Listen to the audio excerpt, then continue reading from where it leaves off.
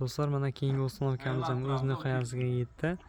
Bu joyga Altaplast antrasit profillardan 5 ta ramka, 2 Alpro profillarimizdan eshiklarimizni yasab berdik. Mana bitta bunaqa dublit eshigimiz ham bor, ichkariga ochiladi. Bizning manzilimiz Nurobod tarafda joylashganligi uchun eshiklarimizni maksimal ichkariga ochiladigan qildik, chunki bu joyda shamol kuchliroq bo'ladi. Ochilgan taqdirda ham ichkariga ochilib turadi.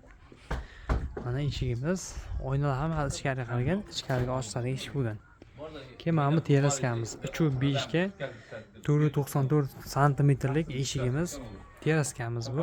Buni ertaga o'ynamaslik uchun mana bu ikki yonboshiga balkon profildan qo'ydik. Mustahkam qilib, chiroyli qilib pinalab, ankellar bilan qotirib berdik. Mana bu ramkasini oynalar terilib qolgan ekan. Uni o'zlari olib kelib yasatgan ekan. Shuni endi oynalarni almashtirib beramiz. Nasib bo'lsa chiroyligina chiqdi. Uy egasiga ma'qul keldi.